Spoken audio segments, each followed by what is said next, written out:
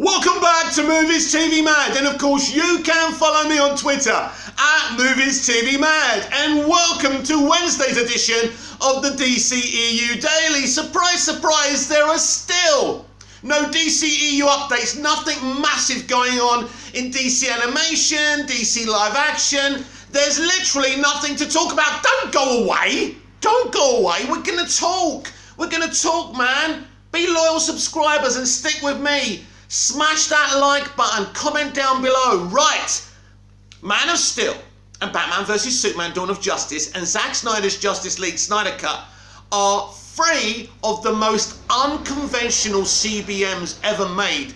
There's none more unconventional, and please don't start going around saying Chloe Zhao's Eternals is Man of Steel. It's the same thing. No, it's not. I like that film. I like it. But it's not Man of Steel, it's not BVS, it's not the Snyder Cut. Man of Steel is the most unconventionally made Superman live action thing ever. And I come from the history of Superman, live action Superman, where not only was Superman the movie my first kind of, experience of Superman, but it was my first movie. It was the first movie I ever watched. And still, I dared to love Man of Steel. I fell in love with this film in the TV spots and in the trailers. I remember saying to my brother, Jesus Christ, this film can't be this good, can it? It wasn't. It was better. It's an interesting film in terms of how it's made and by who it's made. This film isn't a pure vision of Zack Snyder. This is directed by Zack Snyder in the director's chair, and the story is penned by Christopher Nolan and David S. Goyer, and the screenplay is penned by David S. Goyer. So it's a very interesting film because it comes from the imagination of three people. Visually, it's from the director. The narrative is from Nolan and Goyer, the same people who gave us the Dark Knight trilogy, which at the time everyone was happy with, and I think are still happy with mostly. So it's an interesting film. But every film is trying to say something. You see, every film is a reaction to its forefather. So Superman the movie is the forefather. It's the bearer of the light, pre-Man of Steel. And Man of Steel is purposely trying to get away from Superman the movie. It's not in the belief system of Nolan, Goyer or Snyder.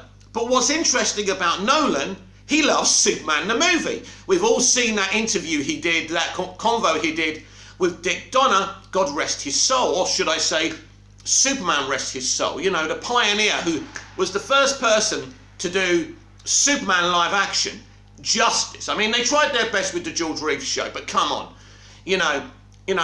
Dick was a pioneer. And so Chris Nolan actually loves Superman the movie. He loves Dick Donner. So it's not like he's coming from a place of kind of hatred towards that film or that director, but he knows where he is now. He knew at the time they were in the 21st century. It was actually Goyer who was, had writer's block during doing The Dark Knight Rises and come up with this alien invasion Superman story. But Superman the movie isn't really trying to make commentary. Superman the movie is trying to be as faithful to the comic book material as possible. He's on Krypton, Krypton blows up, he goes to Smallville, and then he goes to Metropolis. He learns all about his heritage and what he's supposed to become in, I think, around 10 years. He builds the fortress, he learns everything, and then he's Superman. That's it. That's the story. It works for then. It probably doesn't work so much now, but it's still an iconic movie, which I always hold close to my heart. Man of Steel isn't trying to tell that story. They're not just trying to say that he was at the Fortress of Solitude for 15 years, that he's in the ship talking to Russell Crowe's Jor-El, and now he knows everything. No. All Russell Crowe's Jor-El tells him on the spaceship is where he's from and basically his planet's history and, where he comes from.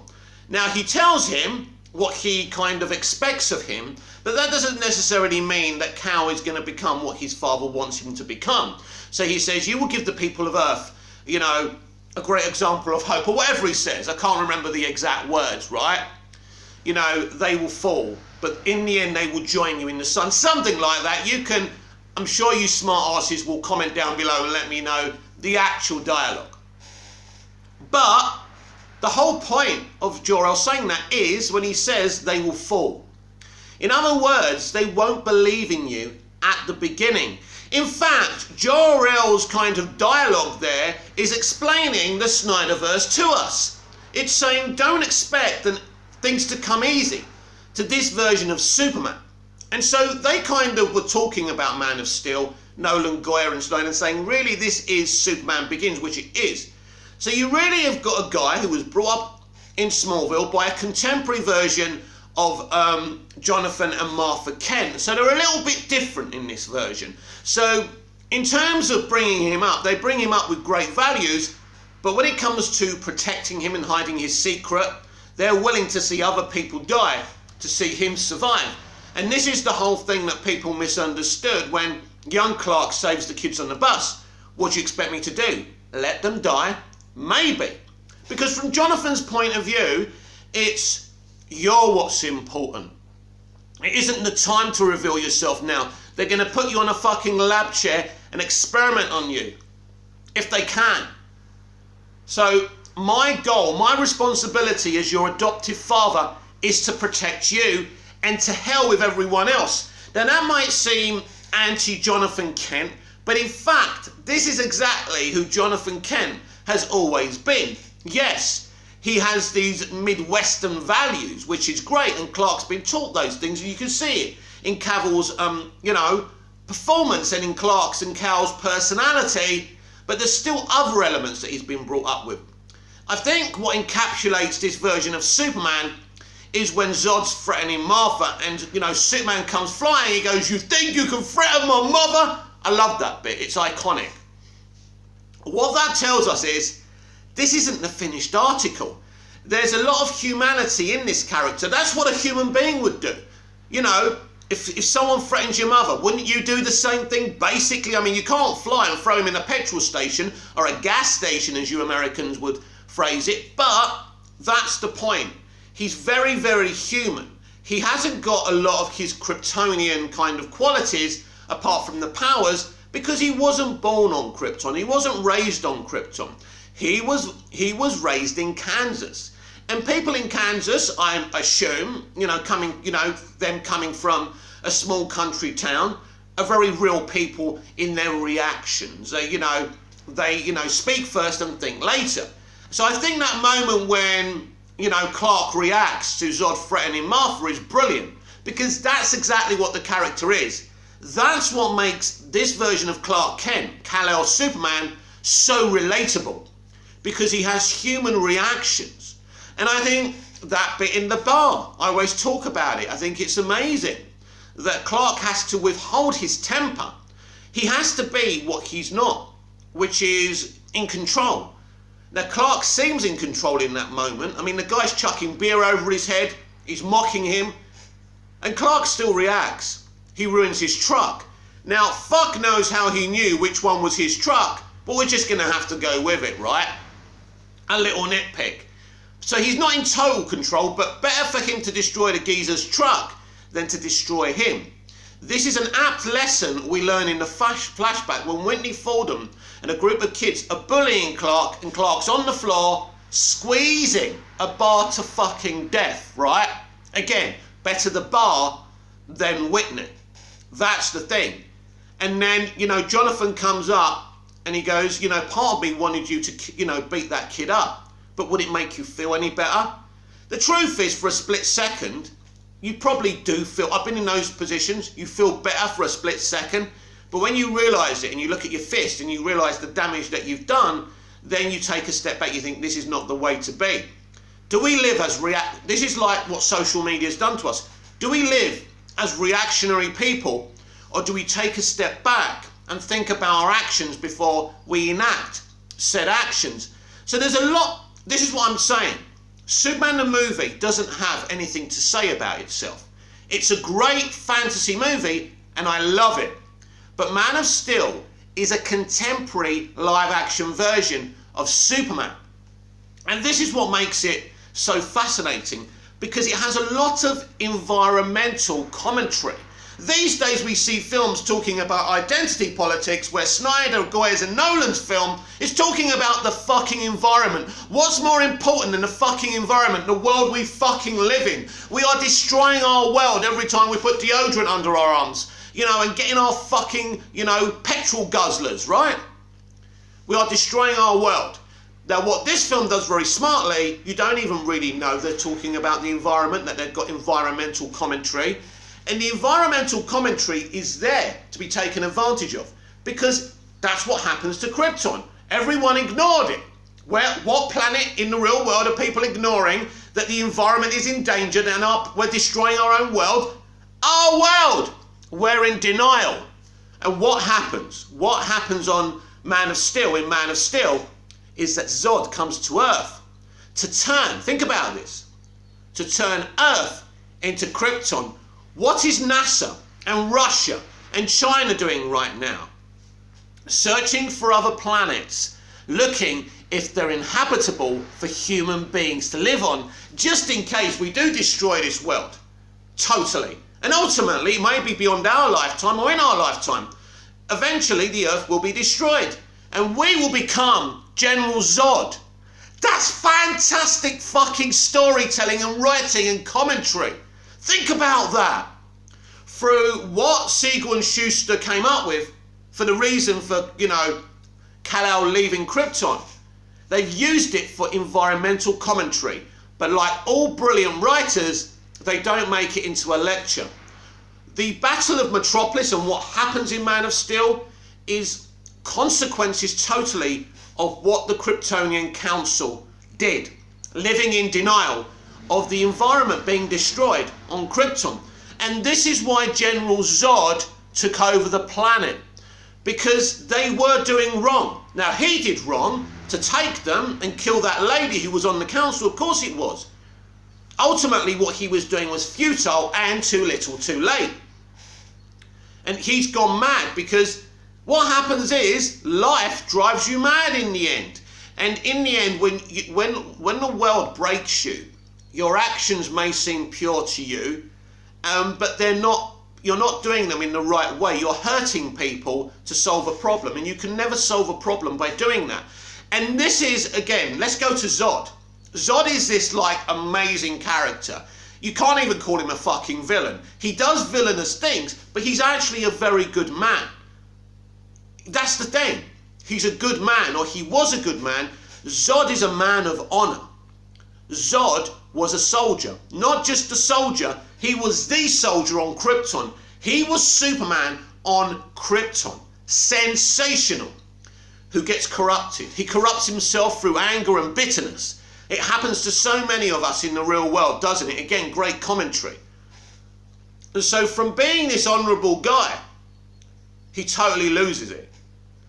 And now, he's not coming to Earth to make Superman kneel before Zod. No. He's coming to Earth. He wants Kal-El, because Kal-El has the codex inside of him, because Jor-El put it there.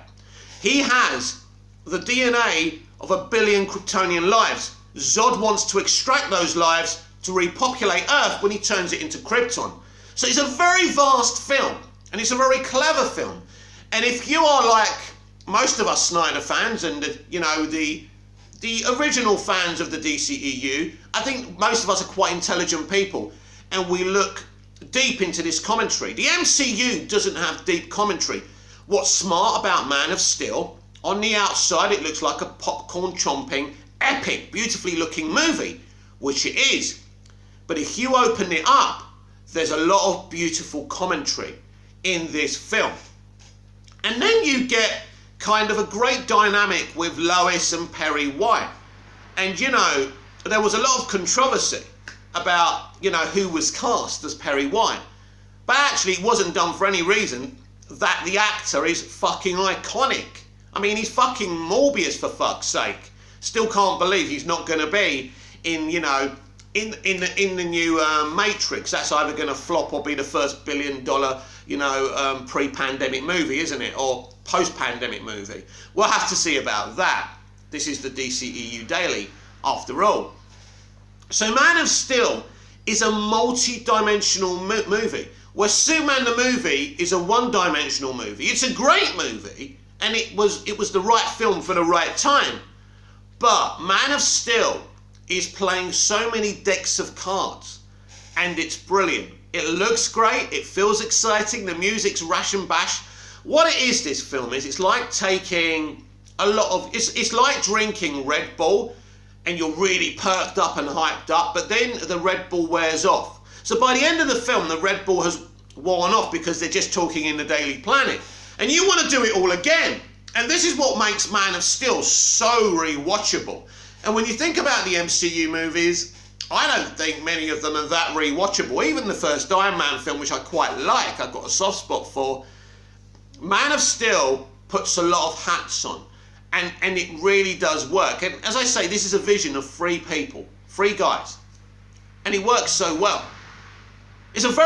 What's interesting about the Snyderverse of the DCEU, the first three movies, or should I say, the three movies within, what was Snyder's vision, is that they're all very different. Man of Steel seems a little bit more mainstream, but really it's not. It's doing something a lot more deeper. Batman vs Superman is a blatant indie superhero expensive movie, and basically Zack Snyder's Justice League Snyder Cut is the most different out there made movie ever. So they're all very, very different and unique in their own way. And as I say, they've got a cult following, and I think in years to come, when we're not around anymore, I think that cult following will just grow and grow and grow. There's always a need in society to have something a little bit deeper. When you see all these kind of mainstream movies and they don't do anything, and you just see that they're basically one and dones, you watch them once and you forget them. Well, Man of Steel, Batman vs Superman and the Snyder Cut are not one and dones. They're rarities in this industry today.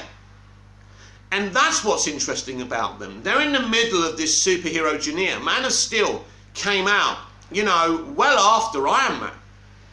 And because people had already been fed on the MCU, people rejected Man of Steel and BVS. Because they said it was too dark, it took itself too seriously. Well, when I grew up, most movies took themselves too seriously. We had our Officers and a Gentleman and Dirty Dancings and Pretty Woman, but we also had our darker movies like fucking Platoon and the Godfather trilogy and things like that. So, and what about films like Casualties of War? Fucking hell, a compelling dark movie. We had a great, zest of variety and originality. Some people did like movies like Police Academy, and some other directors did films like Casualties of War and Born on the 4th of July. That's amazing. It really was an amazing era of making movies, which we don't have now.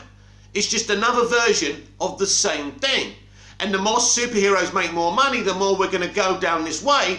Unfortunately, we've got the identity politics way as well. The identity politics thing just blands movies out. Because you'll hear one thing from Hollywood today. It's good to see yourself on the screen. No.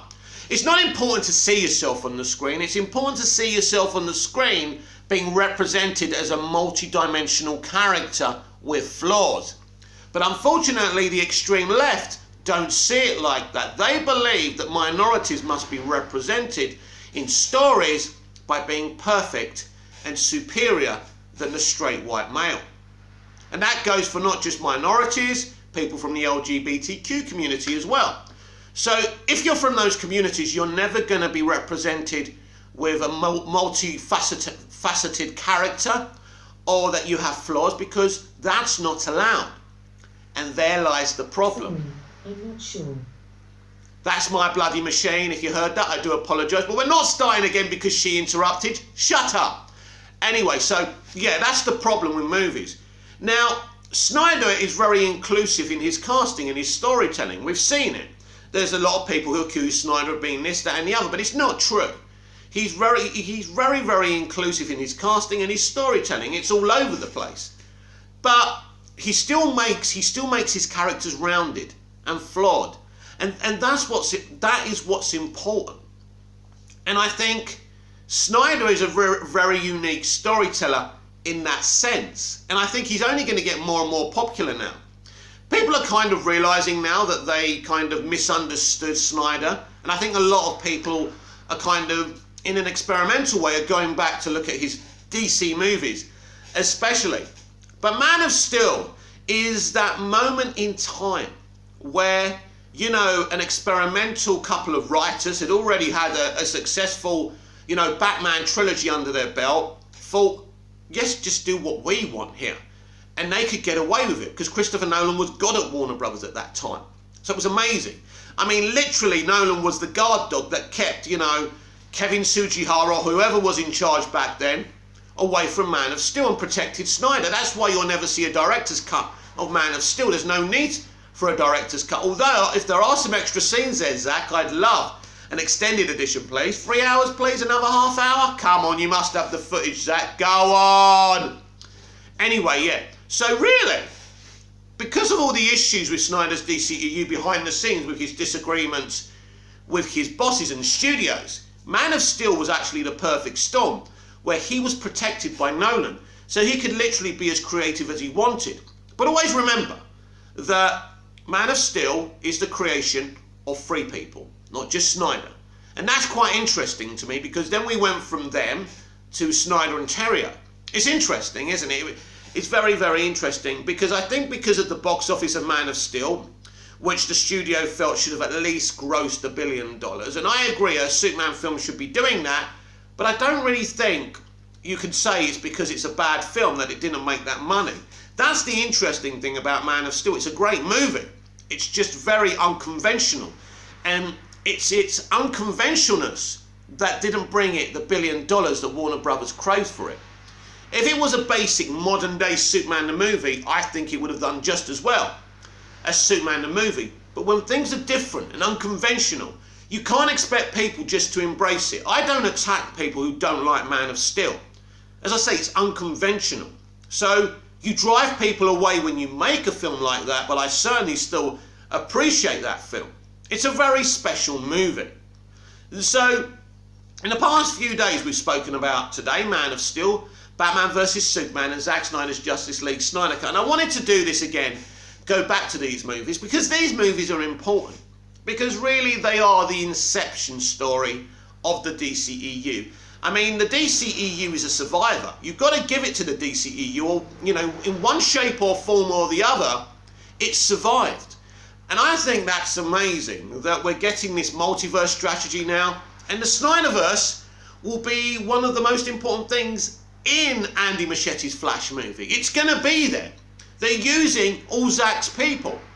This is sensational, because we never thought that was actually going to happen.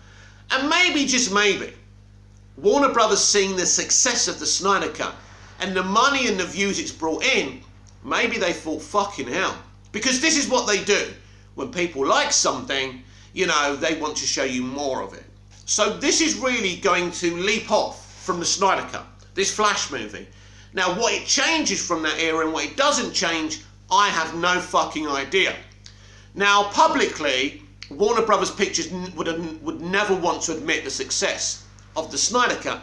After all, they did everything to bury the Snyder Cut. But privately, they're well fucking impressed with that movie. And they kind of want to do more of it. Now, that might not come in the shape of working with Snyder, but taking little morsels and elements from what Snyder wanted to do and using them in the Flash movie and the central DCEU universe moving forwards after Flashpoint. So that's very, very interesting. I think this is what's happening behind the scenes. That they're actually secretly impressed with the Snyder Cut, especially the business it done, because whether they tell you it's done good business or not, it's done good business. And this is how studios and businesses work. If you like something, they'll make more of it. But in a different way than you imagine. As I say, it doesn't necessarily mean Snyder's coming back and we're restoring the Snyderverse. It means they'll use what he was going to do. So that's fascinating to me. That secretly, actually, the way the Flash movie is taking shape is going to be very faithful to what Snyder constructed from Man of Steel to BVS to the Snyder Cut. And people don't realise that. because we don't really know what kind of tone the Flash movie is going to be.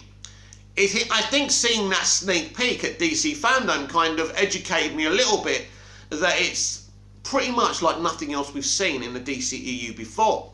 That's what I kind of gauged from it.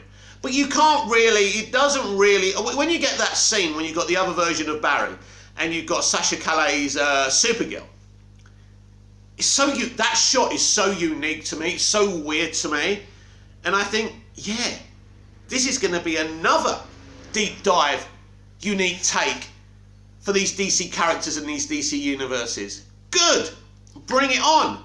We don't want to be Marvel. So really, no matter what they do, people will always remember the beginning of the DCEU, which was Man of Steel. This unique, unconventional take on a Superman movie that worked for some and didn't work for others. It began a very controversial CBM franchise. Now, normally, you would expect that franchise to be destroyed. Somehow, no thanks to the studio, it's still going. Justice League should have destroyed the DCEU, but it didn't. That's how strong this franchise is. Somehow, it kept going. It kept going with Aquaman and Shazam and a couple of duds like Birds of Prey and Wonder Woman 84. And then we got a really good film in The Suicide Squad, not the best ever, but a good film. And now we're getting so much more next year. We're seeing a rebirth. And we know how important that, that word rebirth means in DC Comics. But we're getting a rebirth. I think that's what we're getting after Flashpoint. And so the question will be, can this franchise continue? What will it throw away from Snyder? What will it keep from Snyder? Nobody really knows, because nobody really knows what we're going to get. We know the films we're getting. We know very little about these films. By the way, just to let you know, Jason Momoa has got COVID, which basically means he will have to isolate for 2 weeks, I think. Now, they may be worried about everyone else, so maybe production will have to stop. Now, I haven't heard that. All we've heard is that he's got COVID. Now, it doesn't necessarily mean he has COVID now. Maybe he had COVID. Maybe they're getting on with things. So I don't know what's going on. I think if they stopped production totally for this, we would have heard by now. I don't think that's the case. But, we live in COVID times. It is a worldwide pandemic, and these things are going to happen. Now, what didn't help as well was Jason flying off to do the premiere screening of June. And at the time, I didn't think that's a good idea. I know they want him there, but at the end of the day, he's a kind of fair portion of the film, but he's not front and center of the film. There really wasn't any need for him to go there while he's making Aquaman. So I thought that was a little bit irresponsible from the studio to do that. But of course, Jason would have wanted to be there. I understand, but we do live in COVID times. And when you're going to a premiere, no matter how, whatever nuts and bolts you tie onto it to make sure everyone's safe, it's still not 100% safe. So I think those kind of things weren't a really, really good idea. But that's what I'm hearing, and I think a lot of you have already heard that as well. But it doesn't matter. He'll take 2 weeks off. It looks like they'll be shooting other things. Like, look, the Batman did it, and they've still got, they're still on song to do this release date, so I wouldn't worry about it too much. These things happen. This is the world and environment we live in at this moment in time. So it's nothing to worry about. If I was a DC fan right now, I would be rubbing my hands together. Luckily, guess what? I am a DC fan, and I am rubbing my hands together. Because we are in exciting times. You see, because the DCEU came after the MCU, it's obvious, isn't it? It's not rocket science that the MCU is going to become tired and old as it is already before the DCEU does. Because in certain ways, the DCEU hasn't even fucking started yet.